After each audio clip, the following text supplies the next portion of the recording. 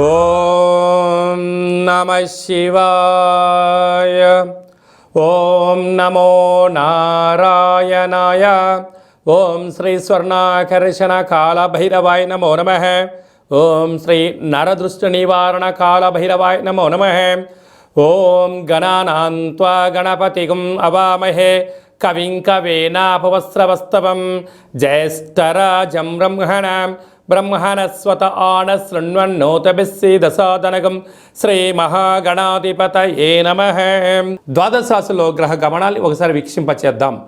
మేషరాశిలో గురు సంచార స్థితి, కన్యరాశిలో కేతు భగవాను సంచార స్థితి, కుంభరాశిలో శనిచర స్వామివారు స్వక్షేత్ర సంచార స్థితి, మీనరాశిలో రాహు సంచార స్థితితో ద్వాదశ రాశిలో గ్రహ గమనాలు ఈ విధంగా ఉన్నాయి.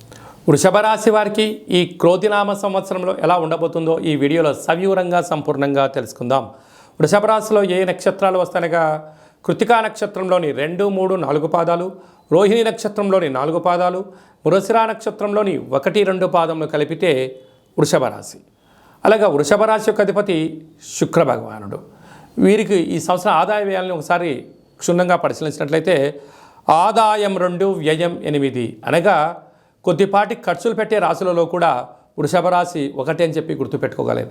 ఇక్కడ కూడా ₹6 అదనంగా ఉన్నాయి కనుక ఈ సంవత్సరం మీరు ఏంటంటే ఖర్చులు తగ్గించుకోవాలి, విలాసాలకు దూరంగా ఉండాలి, వాహన ప్రమాదాలు పొంచి ఉన్నాయి, అనేకమైన ఖర్చులు ఉన్నాయి కనుక వీలైనంత వరకు మౌనం, ధ్యానం, ఆధ్యాత్మికత, వీలైనంత వరకు పెద్దవారి మాట విన్నట్లయితే వీటన్నిటి సవరించుకునే పరిస్థితి అధికంగా ఉంటుంది. మితిమీరిన వేగాలు పనికిరావు. తొందరపడి మీరు ఫ్యాక్టరీలు, కర్మాగారాలు, వ్యాపారాలు ప్రారంభించకపోవడమే ఉత్తమోత్తం అని చెప్పి గమనించగలగాలి. లేకపోతే స్థిరాస్తులు, చరాస్తులు వెళ్ళిపోయి మీరు అప్పుల పాలయ్యే పరిస్థితులు అధికంగా ఉంది. తస్మాత్ జాగ్రత్త. రాజపూజ్యం 7, అవమానం 3. నాయకులకు ధర్మంగా, ధర్మ పరిపాలన, ఆధ్యాత్మిక చింతన కలిగిన వారికి వృత్తులలో, ఉద్యోగాల్లో, వ్యాపారాల్లో అన్నింటా విజయం మీ సొంతమవుతుంది. అదే కాకుండా పెట్టుబడులు ఆచితూచి పెట్టడం ఆలోచించగలగాలి. లేకపోతే పెట్టుబడులు రాక, బ్యాంక్ లోన్స్ అందక, ప్రైవేట్ ఫైనాన్స్ అందక అనేక రకాలుగా మీరు సతమతమయ్యే పరిస్థితి ఉంటుంది. ఇన్ని రోజులు మీరు ఏం చెప్తే అది శాసనమైంది. మీరు ధర్మంగా ఉన్నంత వరకే. అధర్మానికి నాంది పలికారా ప్రతి ఒక్కరు మిమ్మల్ని ఏలెత్తి చూపించే పరిస్థితి ఎదురు చేసుకోకుండా మానవ ప్రయత్నం చేయండి, మీకు అంతా మంచే కలుగుతుంది.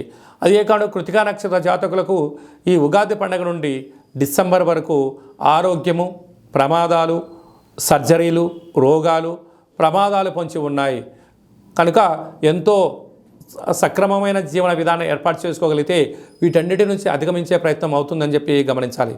రోహిణి నక్షత్ర జాతకులకు పద్ధతి, కార్యాచరణ ఏర్పరచుకోవడం వలన, ఒక పద్ధతి ప్రకారంగా ఉండడం వలన వీరికి చాలా మంచి కాలం ఉందని చెప్పి గమనించాలి. మృగశిర నక్షత్ర జాతకులకు చాలా యోగదాయకం అని చెప్పి గమనించగలగాలి. అదే కాకుండా ఈ సంవత్సరము ఈ రాశాధిపతి శుక్రుడు అవ్వడం, ఈయన సేనాధిపతి, అర్ఘ్యాధిపతి, మేఘాధిపతి కూడా అవ్వడం వలన వ్యవసాయ సోదరీమణులకు మంచి పంట పండడం, తెలుపు ధాన్యం అనగా పత్తి, వడ్లు బాగా పండడం, వ్యవసాయ క్షేత్రాల్లో సకాలంలో వర్షము, నీరు అందడము, అలాగనే సంపూర్ణమైనటువంటి నాయకత్వపు లక్షణాలుగా ఉండడము, ధర్మంగా ఉండడము, నిత్యం నూతన వస్త్రాలు ధరింపచేయడము, వజ్ర వైడూర్య మరకత ఆభరణాలతో విలాసవంతమైన జీవనాన్ని పొందడానికి అవకాశం ఉంది. కనుక ఈ వృషభ రాశి వారు రురుకాళ భైరవ స్వామిని స్మరించడం, ధ్యానించడం, ఇంటి ముందర రురుకాళ భైరవ స్వామి యొక్క ముగ్గును ఇంటి ముందర పెట్టుకోవడం వలన వారికి యోగం కలిగి ఐశ్వర్యానికి, ఆనందానికి అవధులు లేవని చెప్పి గమనించాలి. ఈ క్రోధినామ సంవత్సరంలో అందరికీ శుభం, జయం, లాభం జరగాలని కోరుకుంటూ ఆశీర్వచనం. ఓం రాజాదిరాజాయ ప్రసహ్య సాహినే నమో వయం వై శ్రవణాయ కుర్మహే సమే కామాన్ కామకామాయ మహ్యం కామేశ్వరో వై శ్రవణో యదదాతు కుబేరాయ వై శ్రవణాయ మహారాజాయ నమః. శతమానం భవతి శతాయు పురుష సతేంద్రియ ఆయుష్యేవేంద్రియే ప్రతిష్టతి ధనం ధాన్యం బహుపుత్రలాభం శత సంవత్సరం దీర్ఘమాయు. సర్వే జనా సుఖినో భవంతు, లోకా సమస్తా సుఖినో భవంతు. సర్వం శ్రీ కాళభైరవ దేవతార్పణమస్తు.